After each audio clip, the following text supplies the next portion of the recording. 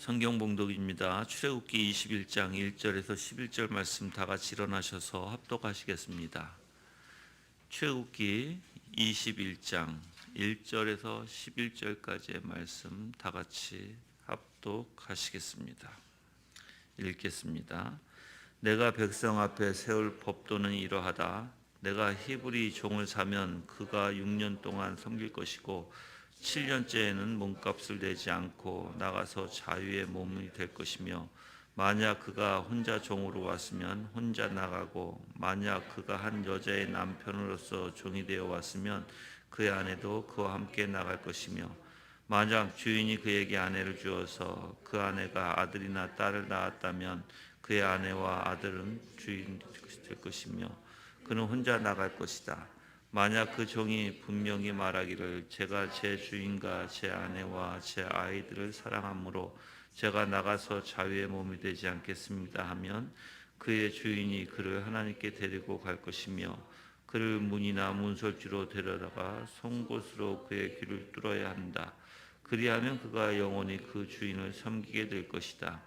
만약 어떤 사람이 자기 딸을 여종으로 팔았다면 그 남자는, 만약 주인이 그 여자를 아내로 삼으려 했으나 자기 눈에 들지 않았다면 그 여자를 속량하게 해야 한다. 그가 그 여자를 속인 것이 되었으니 그 여자를 외국인에게 팔 권리가 없고, 만약 그가 그 여자를 자기 아들에게 주기로 하였다면 그는 그 여자를 법규대로 딸의 경우와 같이 대우해야 한다. 만약 주인이 다른 여자들을 아내로 맞이하였더라도 그 여자의 음식과 의복과 동침하는 것을 끊지 못할 것이니, 그가 그 여자에게 세 가지를 행하지 않았다면 그 여자가 몸값을 내지 않아도 자유롭게 나갈 수 있도록 해야 한다. 아멘. 앉아주시길 바랍니다. 오늘 말씀, 무지한 자들에게 긍휼을 베푸시는 하나님에 관한 말씀인데요. 여러분들이 이제 사실 이건 두 문단이에요. 두 문단인데 1절에서 6절까지의 문단이고 그 다음에 7절에서 11절까지의 문단이에요. 그래서 맨 처음에 6절까지는 사실 그 남종이 이제 7년째, 종이 7년째 되었을 때 놓아줘야 하는 안식년에 대한 이야기고요. 그리고 그가 단신으로 왔으면 그 7년 때 단신으로 나갈 것이고, 만약에 상전이 종에게 아내를 주었을 경우에는 아내와 자식은 상전에게 속해 있기 때문에 그 종은 단신으로 나가야 된다는 것이에요. 만약에 그렇지 않고 자기가 주인도 사랑하고 아내도 사랑하고 아이도 사랑해서 자기가 나가지 않겠다 했을 때는 스스로 귀를 뚫어서 영원히 종으로 삼을 수 있음을 얘기합니다. 그리고 7절에서 11절까지는 이제 딸을 종으로, 이제 사실 이 종으로 판 경우라는 게 첩으로 드렸다는 거예요. 첩으로 줬다는 거예요. 첩으로 줬을 때 그 상전이 그 여자를, 첩을 기뻐하지 아니해서 만약에 관계를 맺지 않는다면 이제 속량해야 된다는 거예요. 놔줘야 된다는 거예요. 그래서 팔지도 못하고 여종을 자기 아들에게 줄 경우 딸같이 대접해야 되고, 근데 이제 상전이 또 장가를 들었어, 또 다른 첩을 또 들였어.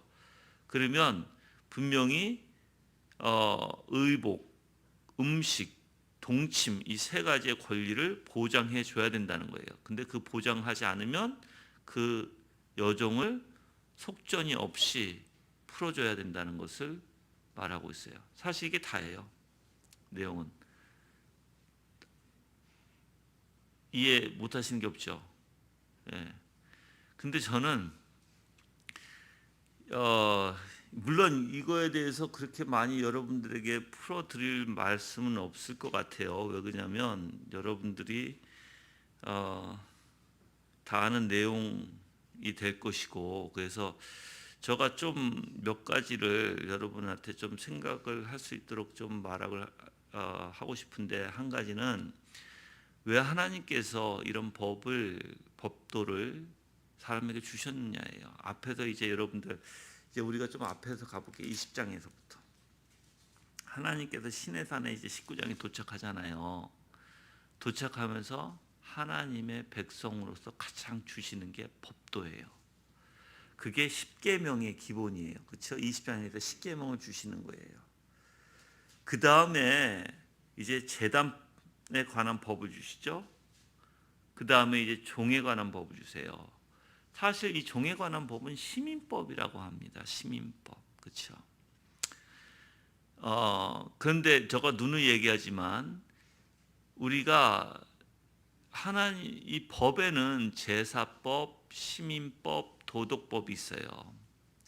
근데 제사법과 시민법은 없어졌지만 도덕법은 있다라고 얘기하잖아요. 근데 없어졌다라는 말 표현을 조심해야 될 것 같은데 왜 그러냐면 이 시민법과 제사법에는 사실 그 글자 자체로는 그러니까 행할 수 있는 글자 자체를 양을 죽이거나 이렇게 이러한 종의 원리나 이런 거는 지금 없잖아요, 시대에. 그렇죠?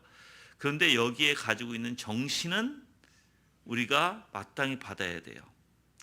그래서 하나님께서 왜 그러면 이스라엘 백성들에게 이러한 법도를 주셨는가? 즉 인간들이 무지해서 그래요. 인간들이 무지하고 참된 선과 악의 원리도 깨닫지 못하기 때문에 하나님께서 일일이 법도를 다 주심으로써 그들의 삶 속에서 악을 행하지 말라는 거예요.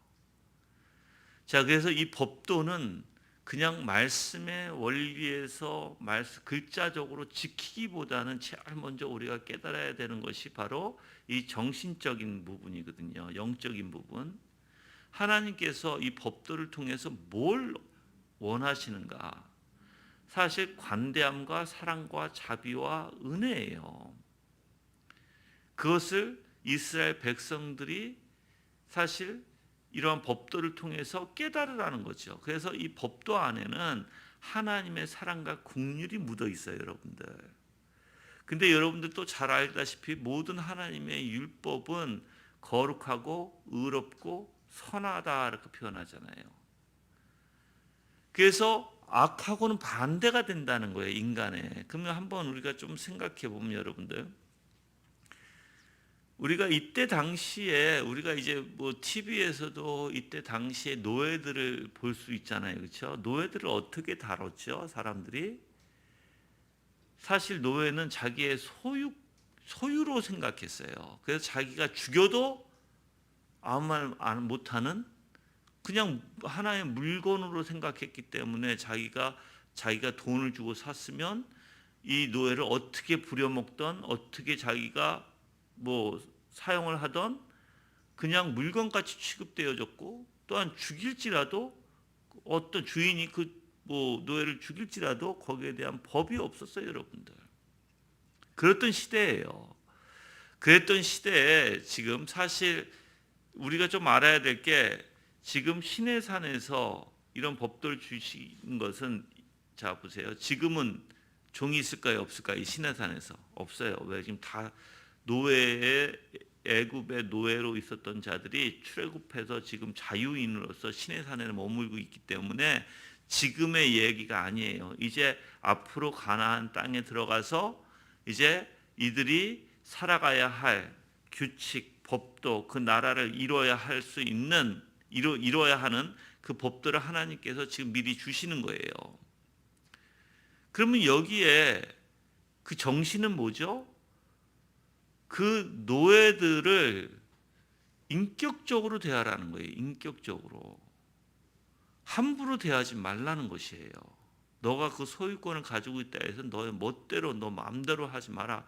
특히 여자들에게는 그렇잖아요. 여자들을 함부로 사용했잖아요. 그때 당시에는 사용이라는 표현을 썼어요, 사실. 지금은 어떻게 사람에게 사용이라는 단어를 물건에다 쓰는 거지 어떻게 사람에게 쓸 수 있어요, 그렇죠?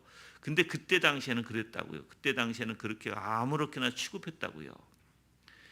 근데 이 법도를 보면 절대 그렇게 못하게 돼 있는 거예요. 함부로 그 여자에 대해서 함부로 해서도 안 되고 함부로 자기 멋대로 자기의 기분대로 자기가 원하는 대로 하는 것을 딱 하나님이 차단시켜 버렸어요.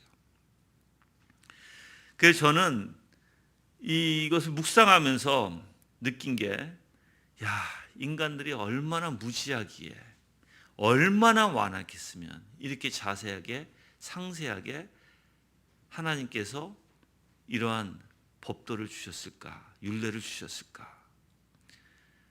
사실 이 법도는요, 하나님의 나라를 만들어가는 원리이기도 하지만 그 사람에게 보호할 수 있는 그 법이라는 거죠. 그 사람을 보호할 수 있는 법.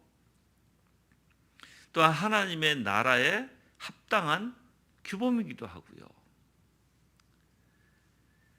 인간들이 얼마나 완악하고 얼마나 무지하면, 그래서 제가 그러면 뭐가 도대체 무지할까 생각을 해봤어요. 뭐가 무지할까?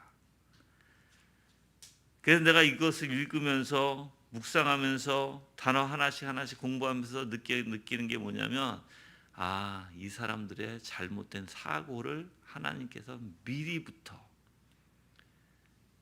올바른 사고로 붙들어 주고자 하시는구나.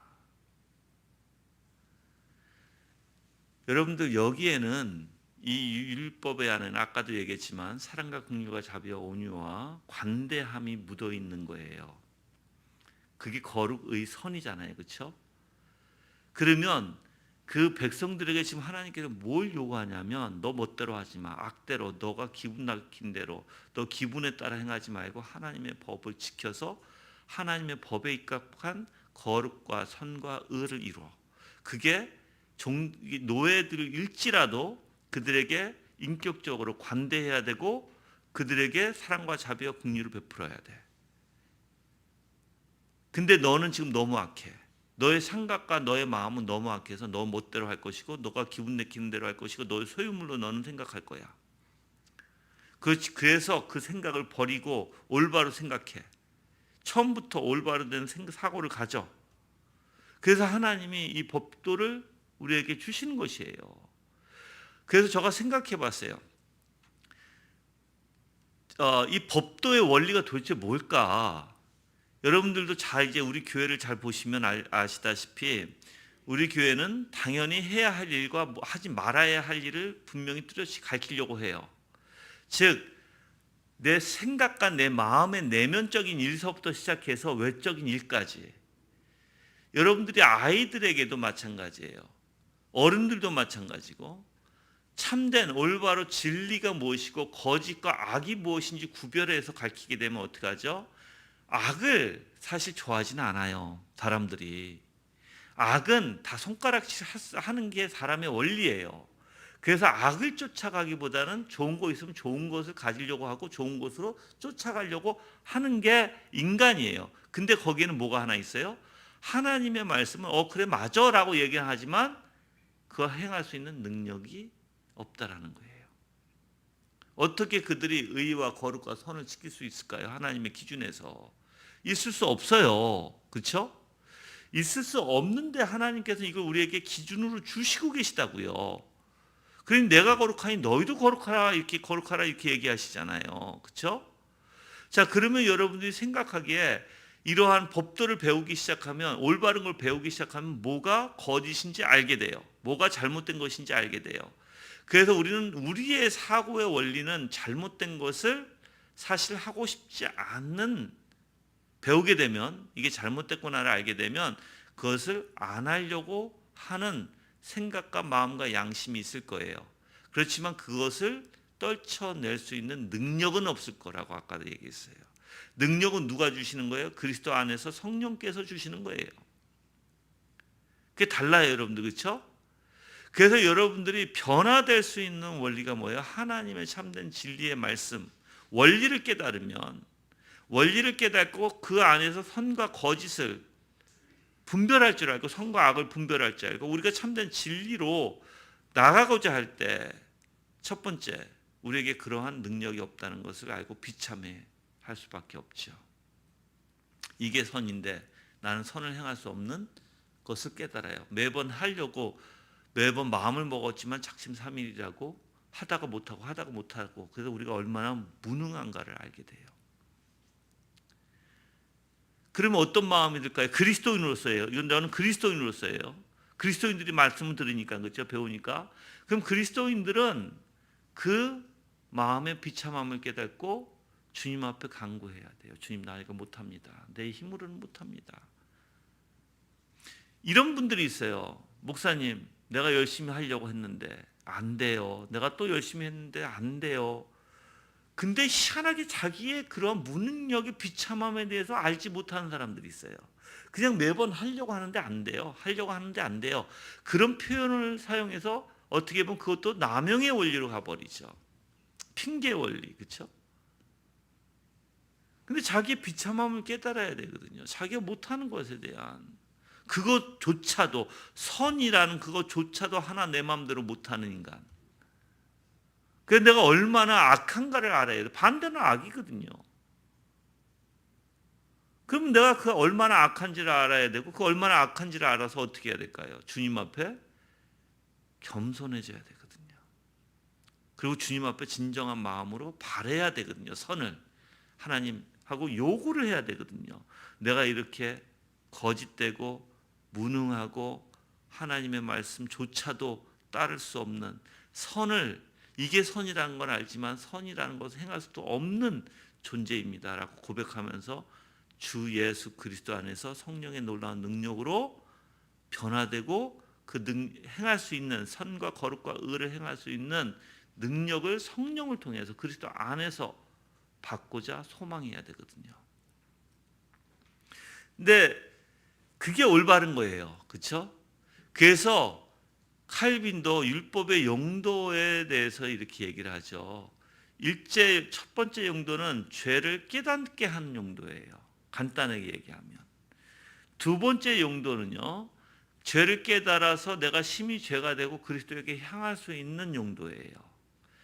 그래서 첫 번째, 두 번째, 세 번째 용도는 다 그리스도인들이 할 수 있는 용도다라고 얘기해요. 그러니까 그리스도인들, 거듭난 중생한 자들에게 적용되는 용도다라고 얘기하지만, 셋째 용도는 절대 중생한 사람 아니고는 할 수가 없는 용도예요.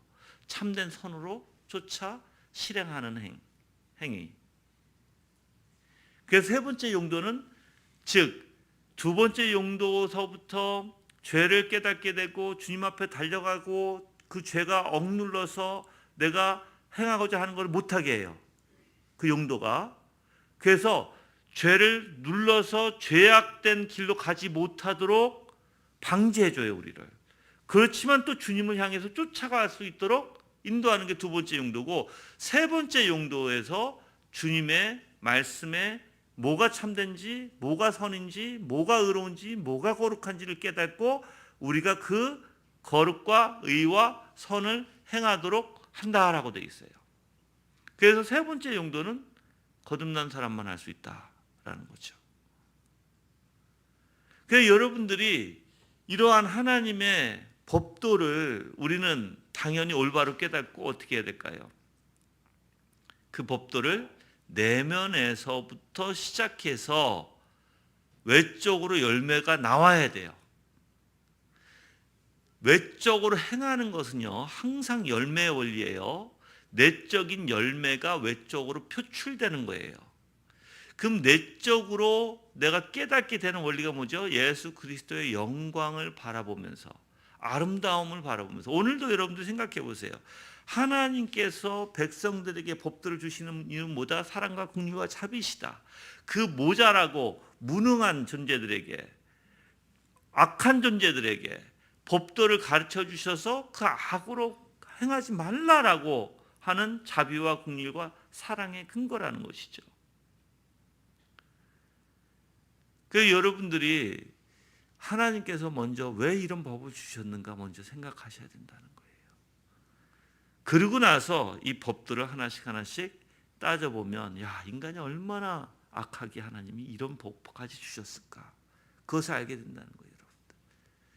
자, 이제 여러분들은 악하죠. 우리는 악해요. 근데 우리가 하나님께서 감사한 게, 우리가 뭐가 선인지 뭐가 악인지 가르쳐 주고 계시다는 것입니다. 뭐가 선인지 악인지. 그래서 선인지 악인지 가르쳐 주시는 이유가 뭐라고요? 즉, 너 죄를 깨닫고 너 비참함을 깨달아서 그 선이 악을 누르고 못하게 하는 원리에서 주님을 찾아라. 그리고 뭐가 선인지 아니까 하나님 앞에 간구하고 은혜로 그 선을 행하라. 은혜로. 너가 행할 수 없으니까, 너는 무능하니까. 그래서 여러분들이 똑같은 원리를 적용하면 우리 삶 속에 내가 못하고, 우리는 항상 얘기하잖아요. 뭘 하라고 그러면 하다가 좀 그만두고 하다가 좀 그만두면 항상 하는 게 뭐예요? 나는 못해요. 하려고 했는데 안 돼요. 그래서 제가 이렇게 보면, 우리 성도들에게 보면 요즘에 묵상도 안 돼요. 잘 안 돼요. 라는 말을 많이 들어요. 보고를 받죠. 사실 내가 듣는 게 아니라. 근데 본인이 잘 생각해도 안 돼요라고 하는 것은 거기에 뭐가 깔려 있어요? 내가 할 수 있다라는 존재가 깔려 있는 거예요, 여러분들. 무지한 거죠. 내 힘으로 하려고 했던 것이. 그 묵상조차도 못하는 그 자신의 비참함을 알아서 한심하다고 생각해야 되는데, 그것조차도, 여러분들 글을 읽고 생각하는 것조차도 하기 힘들어요? 이건 말이 안 되잖아요. 좀 말 안 되지 않아요, 여러분들? 근데 세상적인 학문은 사람들이 해요. 근데 하나님의 말씀은 왜 이렇게 힘들까? 세상적인 학문은 공부하라고 하면 해요. 요약하라고 그러면 그래도 간단하게 읽고 요약도 할 수 있어요. 근데 왜 하나님의 말씀은 왜 이렇게 힘들까? 그래서 저는 여러분들이 오늘 여러분의 존재성에 대해서 다시 한번 생각해 보시길 바라고, 우리의 존재는 스스로 쓸 수 없는 존재예요. 스스로 무엇을 할 수 있는 존재가 아니에요. 그래서 우리는 하나님을 의지해야 하는 존재예요, 여러분들. 그래서 오늘 이 본문에서는, 사실 이 본문에서부터 23장 19절까지는 이스라엘 백성이 사회라는 공동체 속에서 생활할 때 이제 지켜야 할 행동, 원칙에 대해서 하나님이 말씀하고 있죠. 그래서 아까도 말씀드렸지만 이것을 시민법이라고 합니다. 시민법은 누구에게 줬어요? 이방인들에게 준 게 아니에요, 여러분들. 하나님의 백성들에게 주신 거예요. 하나님의 백성들을 주셨는데, 원래 법이라는 것을 잘 들어보세요. 원래 법이라는 것을 왜 만들죠? 사실 다스리기 위해서 만드는 거예요. 법이라는 건, 그렇죠? 근데 이 법을 누가 주셨다고요? 하나님이 주셨다고. 그 뜻은 무슨 뜻이에요? 하나님이 직접 제정해 주신 법이기 때문에 하나님이 직접 통치하겠다. 내가 직접 다스리겠다. 그래서 하나님 자체가 법이 되는 거예요, 여러분들. 근데 아까도 얘기했잖아요. 왜 하나님이 우리를 다스리려고 해요? 그게 우리에게 복된 일이니까. 안 그러면 우리는 천만 뛰어다니고 진짜 어떻게 보면은 뭐 날뛰는 망아지처럼, 그렇죠? 그래서 하나님께서, 제가 잘 쓰는 말이 있잖아요. 항상 하나님의 말씀으로 고삐를 탁 잡아서 묶어놔야 되는 거예요. 움직이지 못하도록. 그게 그리스도인들이 기뻐하는 것이에요. 좋아하는 것이에요. 내 자신을 잘 아니까 하나님의 말씀으로 날 똘똘 묶어놓지 않으면 우리는 고삐 풀린 망아지처럼 뛸 수밖에 없으니까. 그럼 내 마음대로 행한다는 거거든요. 자, 이제 제가 그럼 한 가지 여기서 조금 짚고 넘어갈게요. 테스트예요. 여러분들이 내가 하나님의 말씀을 지켜야 된다는, 내적으로나 외적으로나 얼마나 중요하다는 것을 어느 정도 인식하나요? 왜 내가 이걸 물어보냐면, 정말 중요하다고, 하나님 말씀이 아니면 난 살 수 없다라고 생각하는 사람, 하나님의 말씀으로 나를 고삐를 딱 잡아놔야만 내가 살 수 있다, 이것이 나의 생명이다라는 것을 아는 사람만, 그걸 진짜 내가 정신적으로 마음적으로 내가 그것을 깊이 깨닫는 사람, 그 사람의 생각과 행동이 다른 사람과 다를 거예요. 저가 왜 이 얘기를 하냐면 저 또한 마찬가지예요. 저는 하나님의 말씀이 나의 생명으로 생각하고 여지껏 살았어요. 지금도 그래요. 그래서 하나님의 말씀이라면 저는 그 어떤 것보다도 하나님의 말씀이 우선적이고 참되고 진리예요. 그래서 하나님의 말씀이다 그러면 네 할 수밖에 없어요. 아멘 할 수밖에 없어요. 그게 진리니까. 거기에 핑계를 대지 못하도록. 핑계를 잘 대는 사람 있잖아요. 하나님의 말씀이야 라고 했는데 그러나 이게 핑계를 대는 사람. 그렇지만 그런 사람들은 아직까지 사고가 이 하나님의 말씀이 나의 생명이라는 거, 이 말씀이 아니면 난 죽는다는 거, 이 말씀이 참되다는 것을 잘 모르고 있는 사람들이겠죠. 그래서 여러분들이 얼마나, 이것도 물론 성령이 역사할 거예요. 성령님께서 여러분들의 마음의 생각에 얼마나 깊이 이 말씀에 대해서 깊이 새겨주시냐예요. 말씀에 대해서 어떻게 여러분들이 이 말씀을 대하느냐, 내가. 근데 생각해봐요. 이 말씀을 정말 내가 이 말씀 없으면 죽는다고 생각하는 사람이 묵상 안 할까요? 묵상하겠죠. 이 말씀이 아니면 난 못 산다고 하는 사람들이 이 말씀을 등한시할까요? 절대 안 합니다.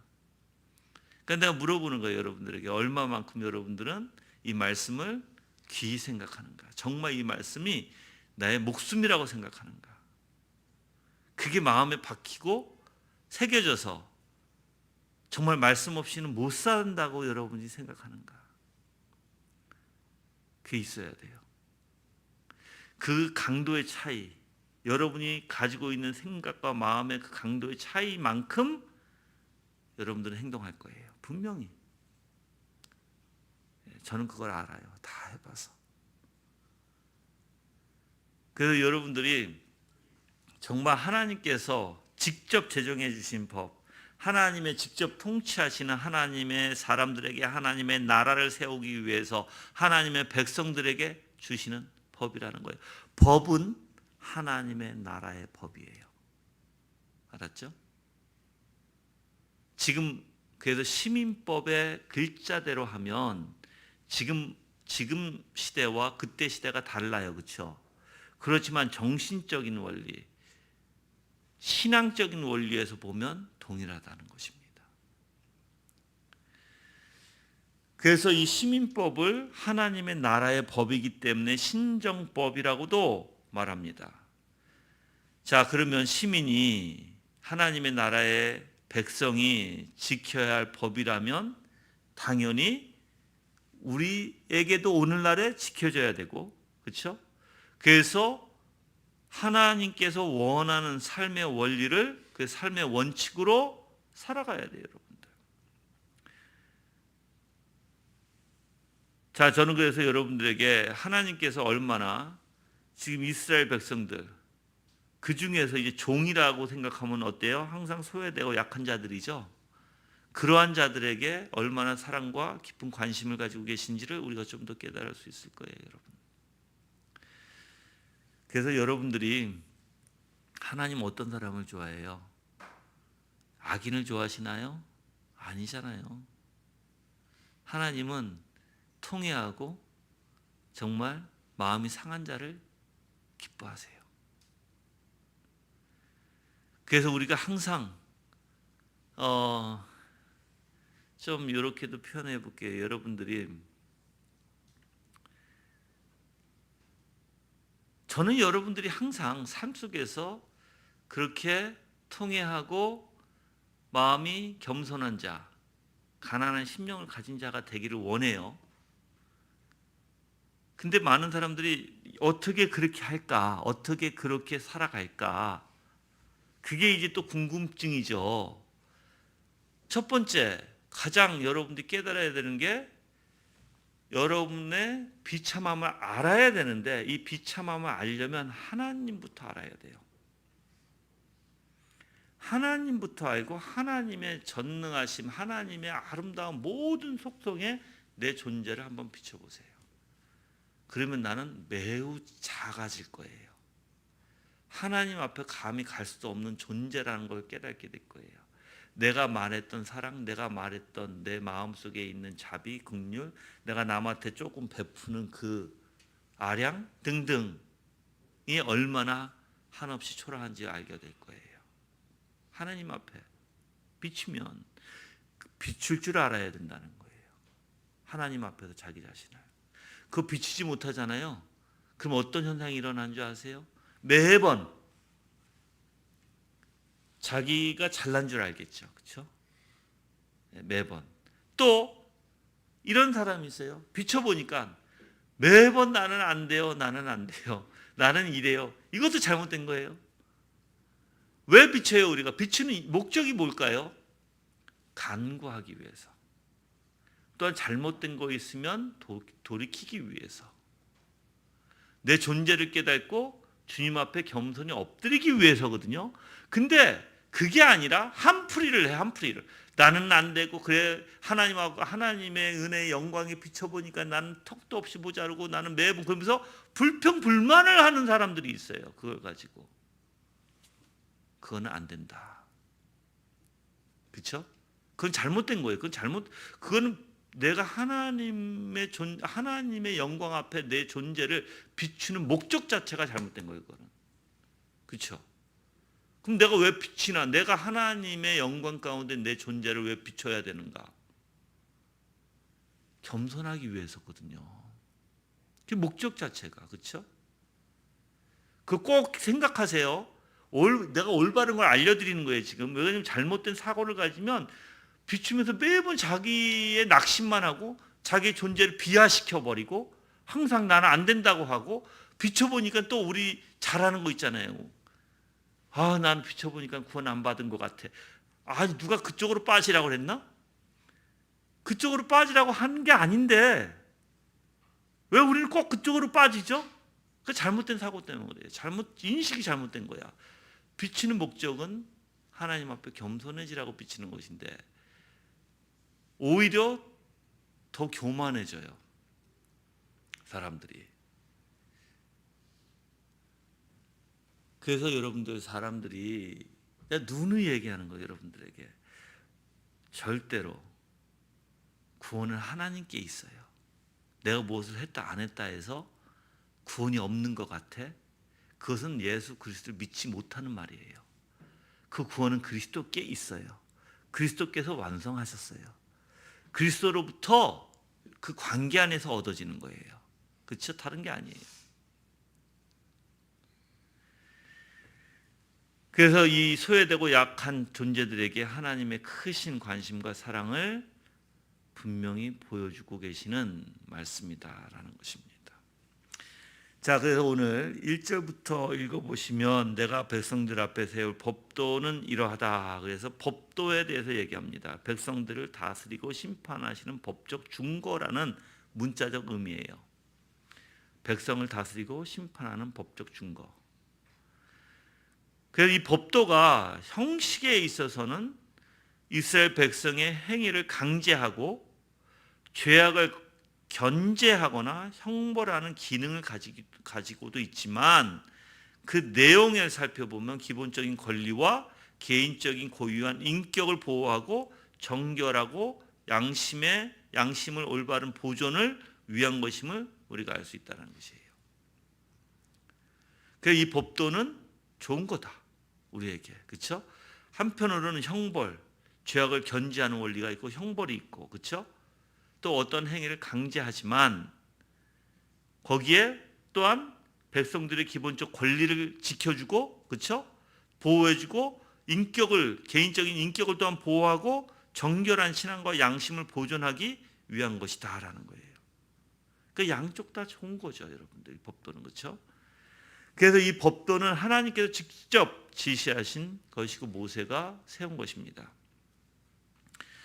이 법도를 주신 하나님은 이스라엘을 압제와 죄악의 땅에서 불러내셔서 이제 가나안 땅으로 가는 가운데, 그렇죠? 이스라엘을 사랑하시고 이스라엘이 올바로 설 수 있도록 하시기 위해서 이 법도를 주셨다라는 것입니다.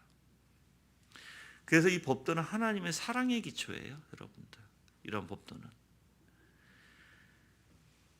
자, 그래서 2절에 보면 이제 내가 히브리 종을 사면 그가 6년 동안 섬길 것이고 제 7년째는 몸값을 내지 않고 나가서 자유의 몸이 될 것이며, 만약 그가 혼자 종으로 왔으면 혼자 나가고, 만약 그가 한 여자의 남편으로서 종이 되어 왔으면 그의 아내도 그와 함께 나갈 것이고, 만약 주인이 그에게 아내를 주어서 그 아내가 아들이나 딸을 낳았으면 그의 아내와 아이들은 주인의 것이 될 것이며 그는 혼자 나갈 것이다. 여기서 종은 어떤 것을 얘기합니까? 주인과 그 집을 위해서 수고하고 봉사하는 일꾼을 가르쳐서 종이라고 얘기합니다. 그렇죠? 자, 이 종은 아까도 얘기했어요. 인격체로서 인정을 받았나요? 보호를 받았었나요? 그때 당시에 안 받았다고 얘기했어요. 그렇죠? 주인의 소유물로 여겼어요. 주인의 소유물로. 그래서 주인의 손에 뭐가 있어요? 생사 여탈권이 주어졌다, 이렇게 표현하는 거예요. 그 종에. 그렇죠? 자, 그러면 이 하나님의 나라의 이스라엘이 종이라 할지라도 지금 하나님께서 뭘 세워주는 거예요? 백성의 일원, 인격적인 것을 보호해 주시는 것입니다. 인권을 보장해 주신다는 거예요. 자, 이제 인권 보장이 좋은 거예요? 나쁜 거예요? 그래서 이거가 참 애매하죠. 자, 좋은 거예요. 근데 이 인권이 너무 인간 중심에서 너무 오버하면 어떤 게 되냐면 수직이 없어져 버리고 수평적인 원리를 요구할 수밖에 없어요. 너무 인간적으로, 인간 중심으로 하다 보면. 그래서 여러분들이 이제 우리가 역사적으로도 이제 우리가 이제 공산주의의 원리가 자꾸만, 그래서 우리가 저는 이런 말을 하고 싶지는 않지만, 우리가 좌파냐 우파냐 했을 때 좌파는 수평적인 것을 자꾸 수직적인 걸 무너뜨리려고 하고 수평적인 것만 추구하는, 그러다 보니까는 이 사람들이 뭐예요? 인권을 자꾸만 내세워요. 인간 중심의 인권을. 그러니까 수직이 자꾸만 무너져 버리는 거예요. 수직의 원리가. 잘 사는 사람도 돈을 뺏어서 수평으로 다 잘 먹고 잘 살자의 원리가 되는 거죠. 그거는 올바른 게 아니에요. 그래서 기독교의 사고는요, 수직의 원리에서 수평을 세워야 되는 거예요. 하나님과의 우리의 관계 원리에서 이웃과 평등하고 사랑과 자비와 온유로. 그래서 하나님께서는 모든 나라의 모든 규칙에 수직을 먼저 세우고 수직에서부터 수평적으로 살아갈 수 있는 것을 세우시는 거예요. 사랑과 자비의 은혜로 원리에서. 근데 수직의 원리를 무너뜨린다는 것은 큰일 나는 것입니다. 그래서 저는 여러분들이 너무 인권이라는 것을 너무 인간적 중심에서 풀어가면 안 된다. 인권인 것을 하나님의 중심에서 풀어가면 괜찮다라는 거예요. 알았죠? 잘 균형을 이뤄서 풀어가야 되는데, 그래서 저는 여러분들이 너무 기본적인, 이건 인권을 너무 보장해서 인간적인 중심, 지금 그게 나라가 지금 문제잖아요. 그래서 여러분들 뭐 인권을 존중하다 보니까 죄도 존중되어 버리는, 뭐 사람은 존중할 수 있어요. 네. 그렇지만 그 죄는 존중 못하죠. 우리가 그 못하는 거예요. 근데 죄까지 존중시켜 버려라? 그러니까는 뭐가 있어요? 지금 어떤 행사들이 막 열려요. 뭐 그 동성애자들의 그 행사들이 막 열리잖아요. 그게 자기가 주장하고 자기가 인권이라는 원리 안에서, 그리고 인권이라는 원리 안에서 예수 그리스도만이 하나님이 하나님 되신다? 그것까지도 이제 못하게 해버리는, 여러분들 그거는 오버해도 너무 오버하는 거예요. 그거는 인간 중심에서 너무 오버하는 거예요. 하나님께서 여러분들 절대로 그런 죄를 그냥 두지 아니하실 거예요. 인간이 타락이 되면 타락이 될수록 어떻게 합니까? 그런 인권이, 잘 들으세요, 세계가 타락하면 타락할수록 그 인권을 더 내세워요. 소돔과 고모라도 그랬어요. 소돔과 고모라도 뭐가 마음대로 저질렀나요? 남자와 남자, 여자와 여자, 그것을 당연시했어요. 지금 오늘날에 여러분들 인권이라는 원리 안에서 그들에게 그런 자유를 줘버리면 어떻게 될까요? 멋대로 이제 길거리에서도 아무 문제 없이 법의 보호를 받아서 자기네들 멋대로 하는 그런 나라가 돼버리죠. 그건 하나님의 뜻이 아닙니다. 절대. 그때가 되면 다 심판할 거라고 봐요. 저는. 하나님도 소돔과 고모라를 왜 심판하셨어요? 죄악이 이빠이 차서, 이빠이라는 게 아주 꽉 차서, 예, 죄송합니다. 이빠이 써서, 예. 예. 옛날 다 뭐 일본 말이라서, 예. 근데 꽉 찼기 때문에 하나님이 이제는 심판할 때가 됐다라는 거예요. 큰일 났어요, 여러분들. 그래서 저는 여러분들이 똑바로 생각해야 된다. 정말 똑바로 생각해야 되고, 이번에 대통령 선거에도 저거 말을 안 하죠. 잘, 그쵸? 잘 하나? 예. 절대 하여튼 그런 인권을 너무 인간 쪽 안에서 존중하는 사람들은 안 된다. 그거는 피해야 된다. 자, 그래서 히브리인들이 출애굽할 때 모두 자유인으로 나왔죠. 그래서 이스라엘 백성들이 들어간 후에 종이 되는 경우를 가장 한 것으로 사실 본문은 표현하고 있습니다. 자, 히브리인들의 뭐예요? 동족의 종이에요. 여기서 2절에 히브리 종을 사면 동족이에요. 동족. 그렇죠? 근데 동족의 종으로 전락하는 경우를 말하고 있는 거예요. 빈곤 및 빚을 청산하지 못해서 대신 모험으로 봉사하는 경우가 대부분이었고요. 또 이 외에도 간혹 도둑질과 범죄가 원인이 돼서 자유인에서 종이 되는 경우가 있었다고 합니다. 근데 철저하게 그들이 뭐예요? 봉사하고 노동해야 되겠죠. 그래서 여기서 섬길 것이고 라고 얘기해요. 그 종은 어떤 원리를 갖고 있어요? 섬겨야 하는, 철저하게 봉사하고 노동해야 하는 의미가 포함되어 있다. 종에게는. 그게 마땅한 거다. 종에게는. 그래서 종의 노동의 연한을, 그 기간을 얼마나 정했어요? 6년으로 기준으로 정하셨어요. 자, 하나님께서 천지 창조를 6일간 일하시고 제7일은 쉬셨죠. 똑같아요. 6년간 그 종이 열심히 봉사하고 노동하고, 그리고 제7년째 안식년에는 뭐예요? 놔주게 돼 있다라는 거예요. 그래서 7년에 자유함을 얻은 종들은요, 하나님의 은혜로 자유함을 획득했던 사실을 인정하고 더욱더 감사함으로 살아가야 되는 거예요.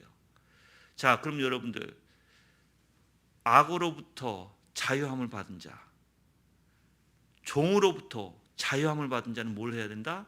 하나님의 긍휼과 은혜에 감사를 드려야 된다. 자기의 힘으로 획득한 게 아니다. 하나님의 자비하심과 은혜로 그 자유를 획득했다는 거예요. 우리의 힘으로 한 게 아니에요. 그래서 우리는 하나님께 감사해야 하는 입장이 있다는 거예요, 여러분들.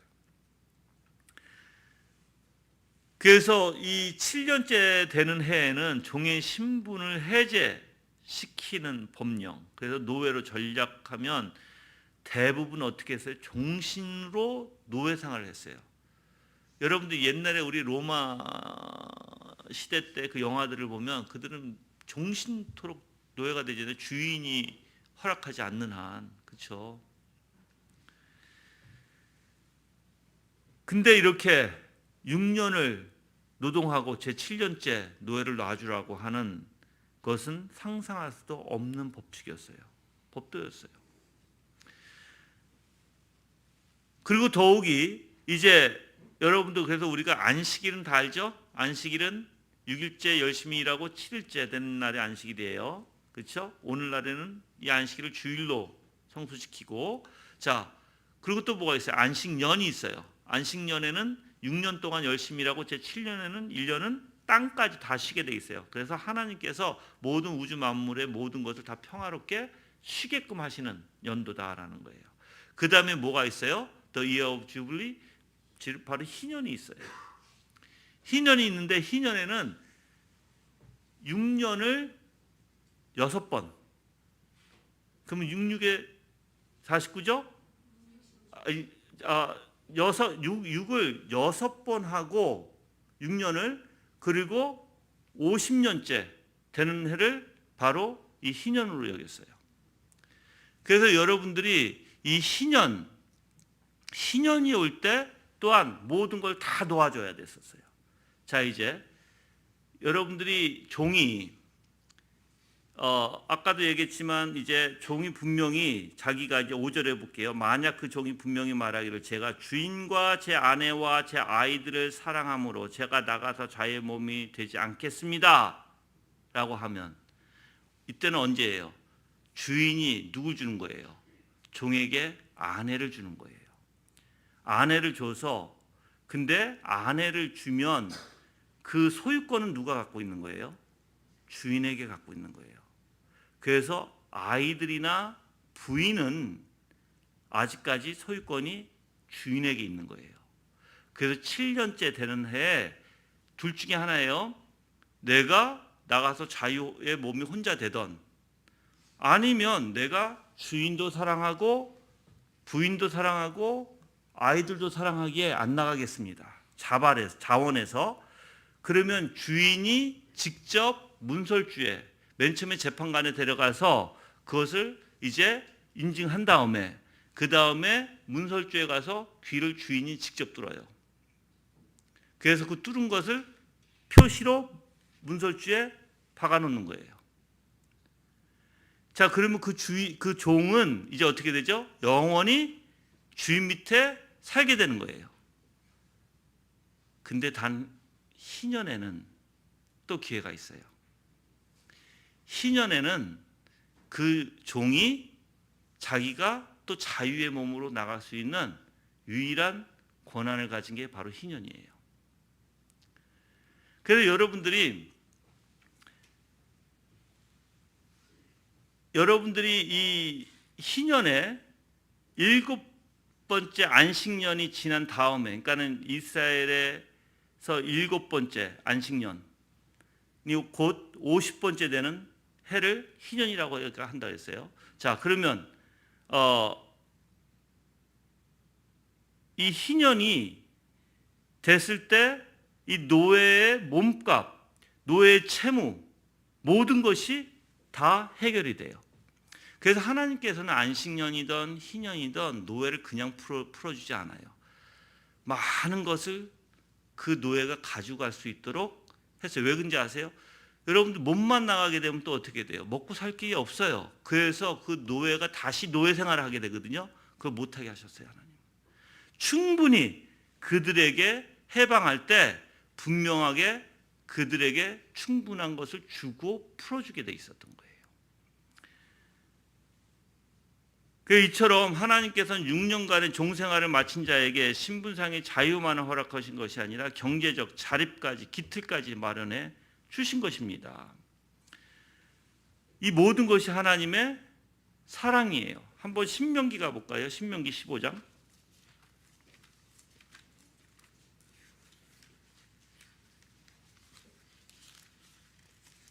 신명기 15장 12절.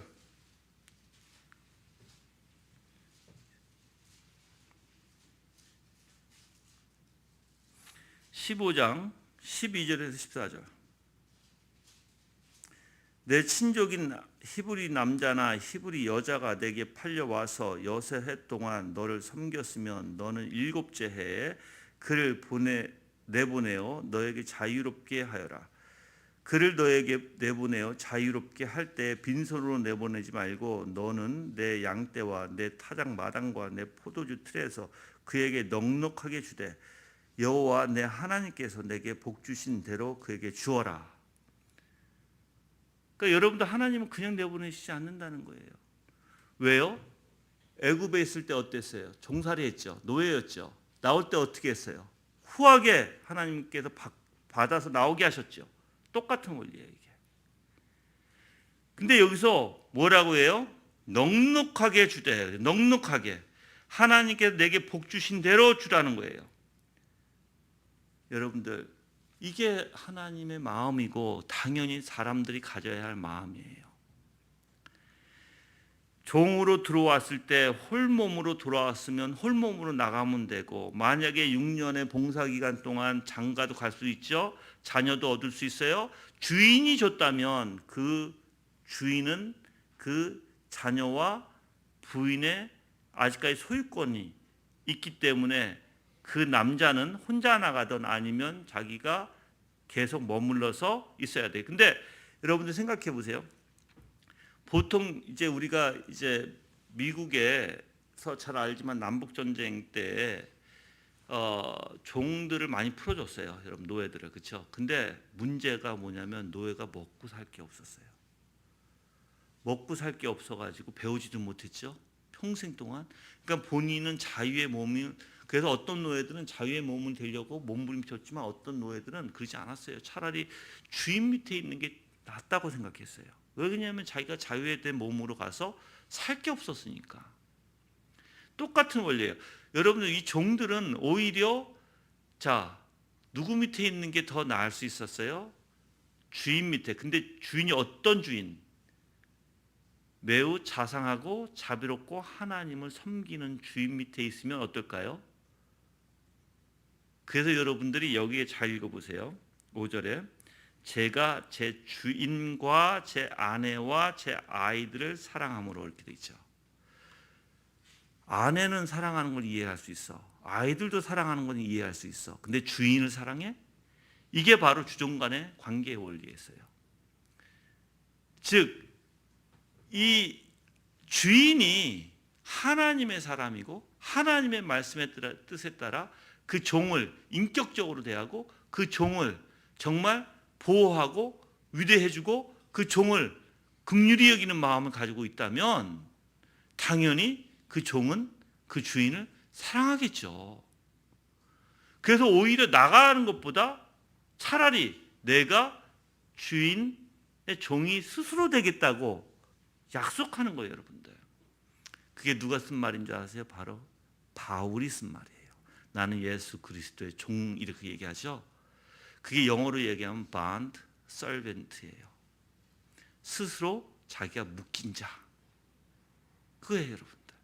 우리도 마찬가지예요. 우리가 진짜 예수 그리스도 안에서 하나님의 은혜 가운데 하나님께서, 내가 하나님을 사랑한다면 당연히 우리는 어떤 경우가 돼야 돼요? 당연히 마땅히 주님, 내가 주님의 종이 되겠습니다 하고 자원해서 머물기를 원해야 되는 거예요. 그게 종의 원리예요. 이 지금 희년에, 저희 안식년에, 희년이든 안식년이든, 근데 여기서는 안식년을 얘기하는 거예요, 그렇죠? 자, 그러면 주인과 노예 사이, 종의 사이에는 신뢰와 사랑이 있죠, 그렇죠? 그래서 레위기에 한번 볼까요? 레위기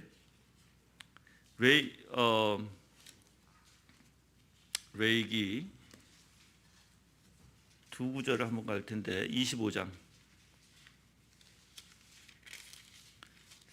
먼저 39절과 40절 읽을게요. 레위기 25장 39절에서 40절. 너와 함께 있는 내 형제가 가난하게 되어 내게 팔려와도 너는 그를 종처럼 부리지 말고 품꾼이나 거주민처럼 너와 함께 있게 하며 희년까지만 너를 섬기게 하여라. 그런 다음 그와 그 자녀들이 함께 너에게서 떠나 그의 가족들에게 돌아가며 그의 조상들의 소유로 돌아갈 것이다. 다시 3절로 갈게요. 너는 그를 혹독하게 부리지 말며 내 하나님을 경외하라. 이렇게 얘기죠. 자, 이런 주인을 만나면 여러분들 어떨까요? 정말 이 종은 그 주인을 사랑하게 될 거예요. 우리도 마찬가지라는 거예요. 신앙 안에서 하나님이 어떤 하나님이세요? 어떤 주인이세요? 우리의 자비롭고 은혜롭고 사랑과 긍휼이 풍성하신 하나님이시라는 거예요. 그래서 신앙이라는 것은 우리가 자원해서 그 하나님의 종이 되기를 자처하는 거예요, 여러분들. 그래서 여러분들이 내가 여기서 강한 어투로 얘기하는데, 강한 어투로 어떤 얘기를 하면 제가 나가서 자유의 몸이 되지 않겠습니다라고 아주 강한 어투로 자기 스스로 자기가 자원해서 말하고 있는 것입니다. 누가 강요가 아니라. 그러면 그를 어떻게 하라고 그랬어요? 그 주인이 그를 하나님께 데리고 갈 것이며 그를 문이나 문설주로 데려가서 송곳으로 그의 귀를 뚫어야 한다. 그러면 그가 영원히 그 주인을 섬기게 될 것이다 그랬어요. 주인이 직접 뚫어주는 거예요, 그 귀를. 네. 자, 여기서 하나님께 데려간다는 것은 재판장에게 데려간다는 거예요. 재판장에게. 그래서 원래 이 원서에서 그 두 가지 원리가 있어요. 이스라엘 사람들은 재판장이 바로 하나님의 뜻을 판결하는 사람이기 때문에 재판장을 그러한 원리로 생각했다라는 거예요. 그래서 하나님 앞에 간다는 건 재판장이 간다.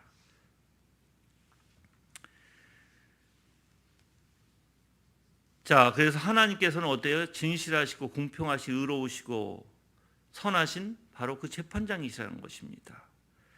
그리고 모든 역사의 주관자시요 심판자라는 것입니다. 우리가 여러분들 어렵고 지칠 때, 힘들 때, 문제가 있을 때 누구에게 가야 돼요? 이 심판자이신 하나님께 가야 되는 거예요, 여러분들.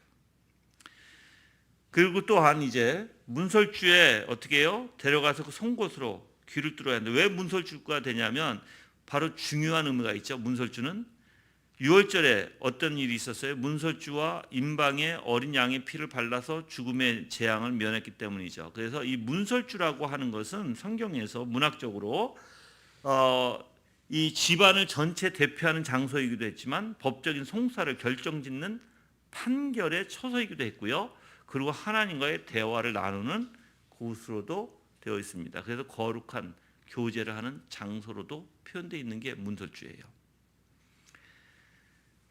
자, 이렇게 종의 결정을 이제 분명히 확증하는 절차가 바로 문에서 시행됐다는 것입니다.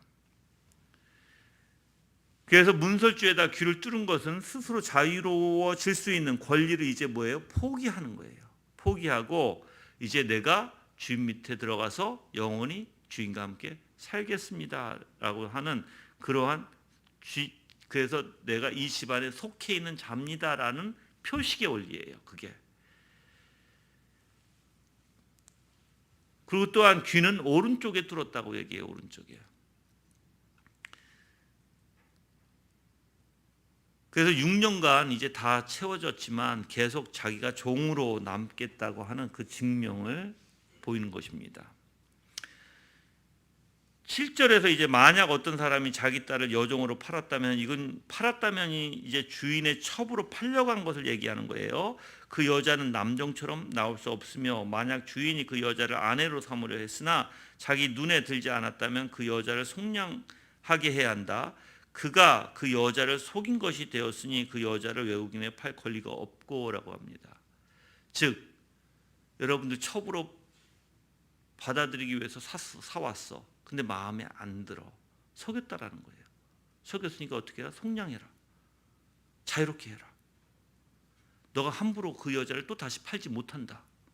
그거예요. 그러니까 하나님이 얼마나 그 여자들에 대한, 여러분들 옛날에 알잖아요. 여자들에 대한 생각들이 어땠어요? 사실 무시했죠. 그래서 함부로 했죠. 그들에게 인격이 없었죠, 사실. 근데 하나님께서는 뭐예요? 아니야. 절대 아니야. 하나님의 형상으로 지음받은 여자야. 똑같이 행동해. 그리고 너가 함부로 대할 것이 아니야. 여러분들 그래서 부인에게 여러분들 당연히 어떻게 해야 돼요? 존중하고 사랑하고 정말 예수님께서 교회를 사랑한 것 같이 부인을 사랑해야 되는 거예요. 그게 남자가 해야 할 일입니다. 함부로 여자에게 말을 하거나 함부로 욕을 하거나 함부로 폭력을 행하거나 함부로 대하는 것은 절대 여러분들 있을 수가 없는 얘기예요. 그러니까 여러분들이 부인에 대해서, 물론 우리 교인들은 내가 볼 때는 부인들이 너무 세서 그런 일은 없을 것 같지만, 근데 하여튼 부인들도 그러면 안 돼요. 너무 세다는 말을 들으면 안 돼. 부인들도 남편을 어떻게 해야 돼요? 정말 잘 섬기고, 그렇죠? 교회가 예수 그리스도를 섬기듯이 보필해야 되겠죠. 그래서 여기서 이제 주인이 자기를 위해서 여자를 택해서, 자기를 위해서 여자를 사들였어. 첩으로. 너 마음대로 행동하지 마 그럴지라도 그 물건이 아니야, 이런 뜻이에요. 그래서 외모나 태도 등의 마음에 들지 않는다고 해서, 매력을 못 느낀다 해서 박대하는 경우 하지 마라고 하나님이 정해주시는 거예요. 그러니까 인간이 얼마나 못됐으면 이렇게 하셨을까? 난 생각해보세요. 인간이 얼마나 못됐으면, 못된 짓들을 행했으면 하나님이 이런 것까지 일일이 다 해주셨을까? 남자의 아름다움은 멋은 어디서 나오는지 아세요? 여러분들 영어에서 젠틀맨이라는 거 나오죠? 남자의 매력은요, 진짜 여자한테 정말 인격적으로 사랑과 자비와 긍휼로 베풀어 줄 때, 매너 있게, 그때 남자의 멋이 나오는 거예요. 누구한테든. 그렇죠? 근데 그런 멋이 아니라 이제 그 흉한 것만 나와. 매일 여자를 툭툭 대고, 여자에게 함부로 하고, 여자에게 함부로 말하고, 그래서 아주 담지 못할 말들을 하고 폭력을 행하고, 그러면 그 더러운 것들만 나오면 그게 남자의 품격이 될 수 있을까요? 아니죠, 여러분. 그래서 약자를 하나님께서는 보호하시는, 항상 하나님은 약자를 보호하신 하나님이십니다. 그래서 하나님의 자비로운 간섭이라고도 우리가 표현합니다.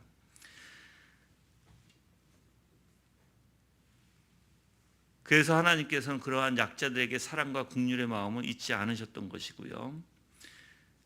그래서 그러한 여자들에게 어떻게 했어요? 이제 속량을 하게 해야 한다라고 하죠. 속량. 즉 소유권을 이전하는 데 필요한 대금을 지불하는 행위를 가리킵니다. 그래서 그 대상을 자유롭게 해방시켜 주기 위해서 대신 돈을 치러준다는 것이에요. 자유를 주는 거예요. 그리고 이제 9절에 가서, 만약 그가 그 여자를 자기 아들에게 주기로 했다면, 이거는 좀 지금 오늘 시대에 여러분 상상을 못할 거예요. 내가 첩으로 데리고 왔는데 내 마음에 안 든다고 내 자식에게 줘. 그때는 있을 수 있었어요. 근데 지금은 있을 수 없는 얘기예요, 여러분들. 그렇죠? 그럴 때는 어떻게 해요?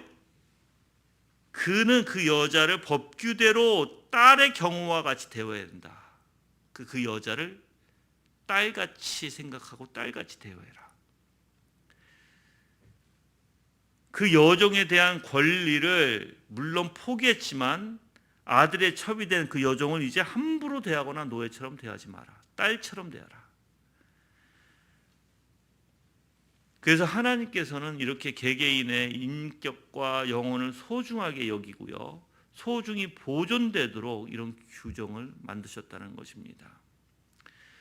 그 10절에 만약 주인이 다른 여자를 아내로 맞더라도, 이제 다른 여자를 데리고 올 수 있죠. 내가 이 여자가 마음에 안 드니까 또 다른 여자, 돈이 있으니까 다른 여자를 또 사올 수 있겠죠. 그럴 때 어떻게 해라? 그 여자의 음식과, 세 가지가 있어요. 음식, 의복, 동침하는 걸 끊지 못할 것이다. 이 세 가지가요, 뭘 의미하냐면 그 여자의 인격적인 모든 것을 인정해 주는 원리라고 얘기해요. 왜냐하면 여러분들, 음식은 먹고 살아야 되잖아요. 그렇죠? 의복은 입어야 되잖아요. 가장 우리에게 필요한 거예요. 동침은 왜 그래요? 바로 아들을 낳을 수 있는 권리를 준 거예요. 그래서 이 세 가지가 있어야 된다는 거예요, 여자에게. 근데 그것을 무시해버리고 마음대로 그런 것도 주지 않아. 그럼 어떻게 될까요? 여기서 끊지 못할 것이다 했어요. 끊지 못할, 절대 이것은 줘야 된다는 거예요. 너가 아무리 다른 여자를 아내로 맞이할지라도 음식과 의복과 동침하는 것은 절대 너 끊지 마. 그 여자를 인격적으로 대해. 그 여자 먹고 살 거 다 주고 의복 다 주고 그리고 그 여자가 아이를 낳을 수 있는 그 권리까지 너는 그 여자한테 줘. 그거예요, 여러분들. 그때 굉장히 그게 중요했거든요. 동침의 원리가. 자식을 낳을 수 있는, 그렇죠? 그래서 어떻게 보면 이 동침의 원리는 부부 사이의 상호 존중과 부부로서의 의무와 권리를 포함해 있다고 얘기해요. 포함한 단어다. 그러니까 아무리 다른 첩을 데리고 왔어도 그 여자를 함부로 대하지 말고 그 여자를 부부같이 그리고 상호 존중의 관계로 부부로서의 의무와 권리를 다 그 여자에게 줘라라는 거예요. 네. 자, 11절에 보면 그가 그 여자에게 이 세 가지를 행하지 않았다면 이제 어떻게 돼요? 그 여자가 몸값을 내지 않고도 자유롭게 나갈 수 있도록 해야 한다. 그 여자를 이제 풀어줄 수 있다라는 것입니다. 너가 그걸 못해? 그러면은 풀어줘. 몸값 즉 속전을 내지 않아도 풀어줘. 그 여자가 그 몸값을 너한테 지불하지 않아도 내가 나가겠다고 자유한 몸으로 그냥 내보내. 그리고 충분히 채워서 내보내. 그거예요, 여러분들. 그래서 여러분들이 하나님의 은혜를 가만히 생각하면 하나님께서는 모든 것을 어떻게 하세요? 모든 것을 질서 있게, 조화롭게, 그리고 모든 것이 다 하나님의 은혜 가운데 이루어질 수 있도록 하시죠. 그래서 여기에 지금 여러분들 이 내용 안에서 어떤 정신을 우리가 배워야 될까? 신앙적으로 바로 어떤 사람이든 우리는 긍휼과 자비와 은혜로 사랑으로 그들에게 베풀어야 된다는 거예요. 누구든 상관없이 인격을 함부로 짓밟지 말라는 거예요. 하나님이 이렇게 연약한 존재들에게 마음을 쓰고 있으니 너도 마음을 써라라는 거예요. 그 여러분이 내가 물어볼게요. 여러분이 솔직히 여러분이 무엇인데 다른 사람들을 함부로 생각할까요? 아무리 악인이랄지라도 내가 함부로 그 사람에 대해서 말해서는 안 돼요. 그래서 저는 여러분 그런 사람이 없기를 바라요. 우리 교회에. 아무리 악한 사람일지라도 함부로 말하지 말고 하나님 앞에 맡길 수 있는 사람들이 돼야 돼요. 내가 하나님 앞에 죄를 지면 안 되겠죠. 저 사람이 악하다고 손가락질하면서 저 인간은 못됐다고 하면서 내가 오히려 더 못된 거예요. 여러분들 그거는. 그 사람을 욕할 게 아니라 바로 내가 잘못된 거죠. 저는 여러분들이 하나님이 동일하게 지금 이 약자들에게 은혜와 자비와 긍휼을 베풀어 주시듯이 지금도 여러분들에게 마음이 상하고 하나님을 찾고자 하고 하나님을 바라보고자 하고 그래서 그걸 씨름하는 자들에게 하나님께서 자비와 긍휼과 은혜를 주시는 하나님이신 줄 믿습니다. 그 오늘 말씀을 통해서 여러분들이 정말 하나님이 어떤 분이신지를 다시 한번 생각해 보기를 바래요. 그래서 예수 그리스도를 우리에게 이 땅에 우리가 생각해보세요. 우리가 얼마나 악한 존재예요. 그럼에도 불구하고 예수 그리스도를 이 땅에 보내주시고 우리를 구원해 주시기를 기뻐하셨잖아요. 근데 내가 누구기에 무엇이기에 함부로 사람에게 손가락질하고 함부로 욕하고 함부로 저 사람 싫다고 할까요? 하나님이 나 같은 존재, 악한 존재에게도 예수 그리스도를 보내주셨는데 그런 일은 없기를 바랍니다. 정말 그런 일은 없기를. 그거는 그리스도인들이 해서는 안 되는 거예요. 어떤 사람이 죄를 지면 그 사람을 위해서 기도를 하는 것이 마땅하고 그 사람에게 올바른 권면, 정말 내 마음에서 그 사람을 사랑과 긍휼과 자비로운 마음에서 권면해야 되는 것이지 오히려 그들이 악하다고 손가락질하고 그들이 못됐다고 같이 욕하고 그것은 그리스도인이 해서는 안 될 일이다라는 거예요. 그 마음부터 한번 우리가 살펴보자는 거예요. 그 마음부터. 저는 여러분들이 정결한 마음을 갖기를 원해요. 그래서 그리스도로 채워지는 마음. 그래서 여러분에게 그러한 열매가 정말 정결한 열매가 나오기를 바라요.